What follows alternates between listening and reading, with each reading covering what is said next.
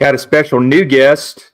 Got Zach Moreth from the Rebel Walk podcast. Hopefully I said that right. Yes, sir. Spot on, Trey. Appreciate it. He's joining us. Want to first off look at Georgia's win over Florida in the world's largest outdoor cocktail party. I should say that right. But 34-20. I will say for us, the big elephant in the room, and we'll get into that, is Carson Beck throwing 3 picks. He's just like I hate to say he's a pick machine, and just everybody's scratching their head, not sure who he's seeing. I mean, he's throwing into double coverage. So this is 8 picks in the last 3 games. And somehow Georgia is able to still, beat teams by 15 points against Texas, and now this. And just got a lot of people scratching their head. I mean, Georgia still is ranked number 2, but in these big games, even coming up against Ole Miss, you can't turn the ball over 2, 3, 4 times and continue to win. But and unfortunate, even though it was the Gators, they did have their quarterback hurt. DJ Lagway went down with a hamstring injury. Hate to see that. And they put Aiden Warren in, who was a transfer from Yale. He struggled. But there was times in the fourth, Florida was hanging around. This was a game, but Georgia kind of pulled away at the end. But going back to Carson Beck, 24 for 40, 309 yards, 2 touchdowns, 3 picks. And, we were able to run the ball with Nate Frazier, who came in for Trevor Etienne. I know Trevor Etienne wanted to play a lot in that game because it was his former team. But Nate Frazier did look good, 82 yards and 1 touchdown. Arian Smith led again. So we're able to do some things at the end. Defense held them to less than 250 yards. But, of course, I'm sure a lot of people are going to say, hey, it might have been a different game, with DJ Lagway in. I'm not sure. Got to give it to Billy Napier. His team did hang around. They're trying to hang in there. Not sure if he's going to secure his job. But 34-20, a lot of questions out there. Georgia does move to 7-1 for this season. But as an opposing fan, what did you think about Georgia's performance? Yeah, Trey. Well, the first thing for me, like everyone says, is the Carson Beck interceptions. And it's confusing, right? Because you look at last year, and it didn't really seem like it was much of a problem. And when I think about that Ole Miss-Georgia game, Carson Beck looked like Joe Burrow. He was absolutely slicing us up in every aspect. You guys didn't even have to run the ball. Wide receivers were open all the time, and Beck was throwing the ball around the yard. But again, you have to remember here, even when Beck is doing this, Georgia is somehow winning by double-digit points. So I think it's a testament to their defense, who seem to be doing a really impressive job, especially when you go to Austin and Beck has one of those performances where he throws several interceptions and you still wipe the floor with Texas. I mean, that game was never actually close. So that's very concerning to me as an opposing fan, because even when the other team makes that many mistakes, Georgia's still figuring out ways to win. If Jackson Dart threw 3 interceptions in a game, I don't think Ole Miss would win. So that's something to definitely look at. But it seems as if the Ole Miss defensive line is going to play a really big part in this game, because the times when Beck does throw interceptions, he looks to be a little uncomfortable. It's when he has to move around the pocket. And Ole Miss is the team that leads the country in sacks. So you hope that Pete Golding, the defensive coordinator, can scheme together some sort of attack to really apply pressure to Beck, move him outside the pocket, and see if we can force any of those throws that can turn into interceptions. Yeah, completely agree. I think I did hear that about the you guys are much improved on the defensive line with the portal. I think you guys are second against the rush. We'll probably look at that when we look at the preview. And Georgia is uncharacteristically 95th. So, I mean, you can't call us RBU anymore. We're very pass heavy. Got Beck turning over all the picks, and I think we're I was looking earlier, 1/12th in the nation in picks. There's actually a team, East Carolina, dead last with 16 picks. Obviously, they probably why they fired their coach, but 11 is not good. This is actually the most interceptions by a Georgia quarterback since 2010. So if that tells you anything. Oh my gosh! Yep. And so, so, you're the second best team in the country, and you honestly should have beat Alabama. It's crazy, man. It just goes to show credit to Kirby Smart and the rest of the Georgia staff. Completely agree, but I kind of feel like Georgia fans is like it's November, so you are who you think you are.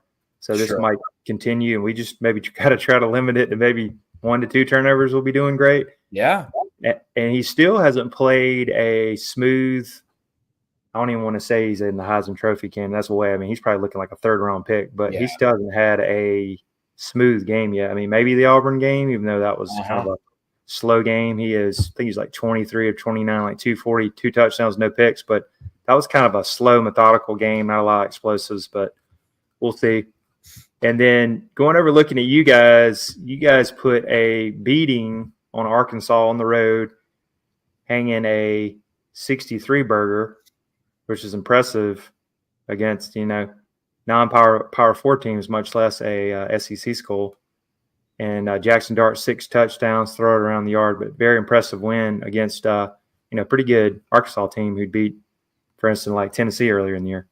Right, and this was the game where everything came together for Ole Miss. It was the game that us fans, us reporters, the entire Ole Miss community had been waiting for and seemingly promised since, you go out and you get the number 1 transfer portal class and you return almost every key starter from last year's group. It felt really good to see this offense kind of explode, even without, they're playing without their starting tight end, Caden Prieskorn, and they're playing without their starting wide receiver, Trey Harris. They're also playing without their best left tackle in Jaden Williams. So it's good to see that offense kind of explode there because it was something that, us fans are waiting on and that we hadn't seen in the entire year. So. Yeah, very impressive.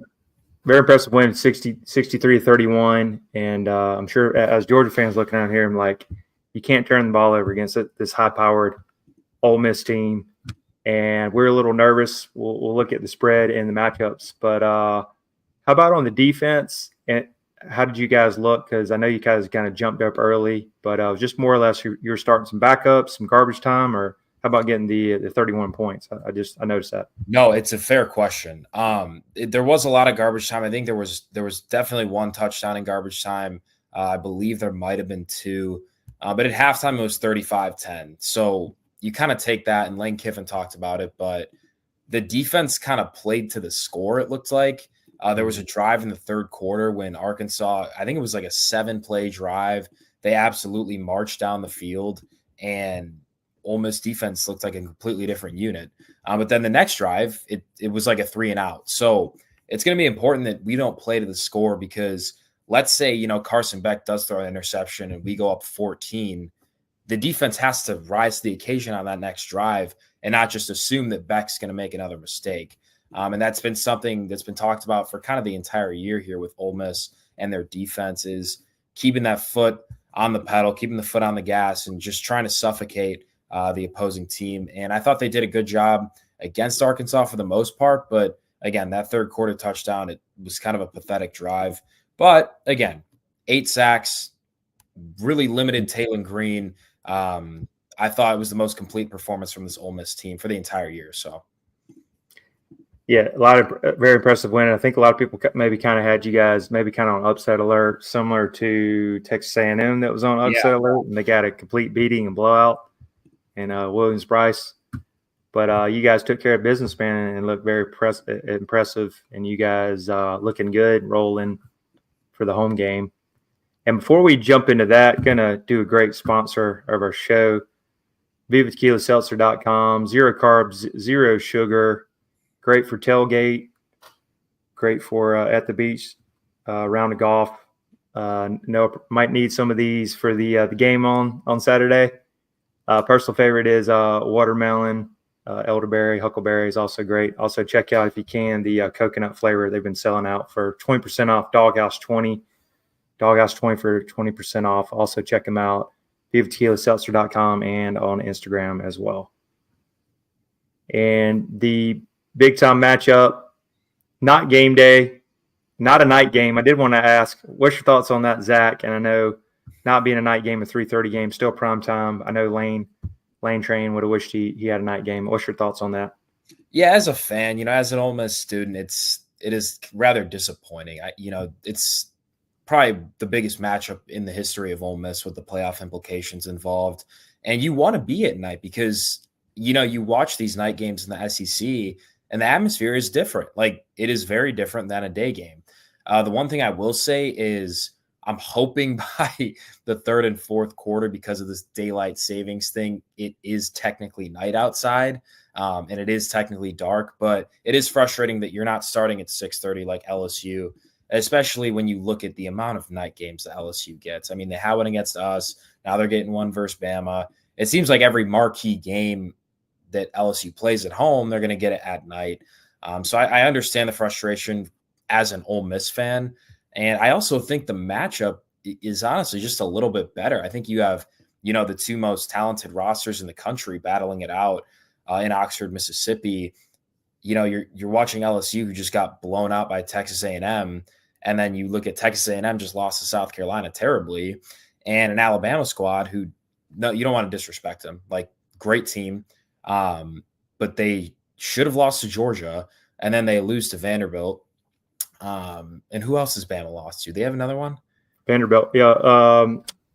Who else was it? I know, I can't remember. Whatever the case, I don't know. I don't think their matchup was worth the night slot. Oh, yeah, Tennessee beat them.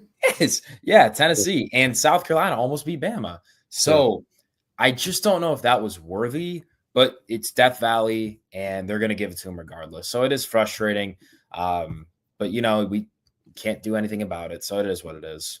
Right. And I'll say maybe on the down low, because Georgia's played a lot of night games. Kind of glad from a Georgia fan it is 3:30 for us, so that might have been a blessing in disguise. We got a night game next week against Tennessee. It just was announced at home, so that'll help us out. Tennessee, yeah, right. It's all like the feeling of a night game is awesome. Like, the environment's going to be turned up. It's going to be even more electric. You guys got the Grove too, man. I hear great things. Never been, but everybody always says it's a good time. Yeah, swing by, Trey. If you're ever in the Grove, please let me know. Yeah, man, that'd be great. Yeah, looking at it, number 2 against AP, number 16. I think in the other poll, coach's poll, I saw 12, so that's a big difference there. Yeah, but Georgia -2.5. Which Georgia is 2-6 against the spread. So for everybody, if you want to make some money, bet maybe take the other team on this one. This one looking like, which is crazy. But Carson Beck sitting there, 17 touchdowns, 11 picks. Jackson Dart, probably one of the best. I think he's probably starting to be in the Heisman conversation way more than Carson Beck ever will be. But 21 touchdowns, 3 interceptions, over 3,200 yards. And who's the guy that kind of lit it up last week for you guys? Didn't he have a bunch of touchdowns? Yeah, wide receiver Jordan Watkins. He set the single game touchdown record for a wide receiver and the single game yard record for a wide receiver. So credit to him, man. Right, that's great. So looking at the matchup, any kind of first, maybe some looking at the Georgia matchup, looking at us. So I guess 2 things. So what would you maybe see some advantages that you're really looking at, and maybe some weaknesses or question marks on your guys' side? Yeah, so the first thing, I give advantage to the Ole Miss defensive line. I think it's the best defensive line in college football. You have several first-round picks in Walter Nolan and Prince Iman-Mielen, and several second-round picks in J.J. Pegues and Jared Ivey. 4 proven players who are going to attack a very good offensive line, right? And I don't want to discredit Georgia by any means. It goes to show that I believe this Ole Miss defensive line is a problem. They didn't record any sacks against LSU, but they were also missing the best pass rusher in the country in Prince Iman-Mielen. He did not play that game, and I think his presence has done tremendous things for Ole Miss. And when he's played in the past 2 weeks, Ole Miss has recorded 18 sacks. I'm a little concerned. I think the matchup where Georgia is going to find a lot of success is their wide receiving core. Arian Smith, Dominic Lovett, Dylan Bell. These are really good players. And I like our secondary, but I think, the passing attack of not only Carson Beck, but those wide receivers is something that Georgia definitely has the upper hand in. That's why it's so crucial for this defensive line and try and get as much pressure as possible. Looking at the Georgia defense versus the Ole Miss offense, this is one of those matchups that you dream about, right? It's NFL talent against NFL talent all over the board. I do think that the Georgia defensive line is going to cause some trouble for the Ole Miss offensive line. Uh, Ole Miss O-line looked honestly really bad until 2 weeks ago against Oklahoma. We have changed our scheme a little bit. We're trying to get the ball out of Jackson Dart's hands quicker, which I think has been really effective. And you're going to have to continue to do that, right? I also think I don't really know what the offense is going to look like because we haven't had Trey Harris playing since LSU. So this is arguably the best receiver in the country, and he hasn't played in 3 weeks, but you've still managed to find a lot of success. So how can you implement Trey without taking catches away from the other guys who are really making your offense go? But I want to ask you, Trey, coming from the Georgia perspective, where do you think, you guys may have an advantage or maybe not? Well, I'm gonna have to go with the top man there, Carson Beck. If he can play a smooth game, and we still haven't played a complete game, but I'm still going back to everybody's like waiting around. Well, maybe we're not going to play a complete game, but our defense is quietly getting better. I know there's some struggles against Mississippi State. They're quietly number 12 in the nation, and they gave Jackson Dart and you guys problems last year, and it's going to be the whole Kirby versus Lane Kiffin. They're going to be X's and O's. It's going to be that. So I think our D-line is getting healthier. There's a chance we get some other guys back. Got out pretty much unscathed. And I'm not sure if we'll get Small Mondon back. He might still so we're still not there. We might can get some guys back. But I feel like we can hang around. You guys can't turn the ball over. What I'm really worried about is that you just mentioned that 18 sacks, because we kind of had musical chairs at our O-line. Tate Ratledge, our best guy. We did get him back a little bit last week, but he's still coming off that injury, trying to ease him back in. And I don't think we're going to be able to run the ball. It's going to be another pass-happy game, and Georgia fans are going to hold our breath. I mean, I think this thing's going to be a shootout. You guys might jump out on us. This is going to come down to turnover margin, might come down to penalties. I did want to ask with you guys, I noticed, how are you guys with the run game? Because I think you were like 45th in rushing.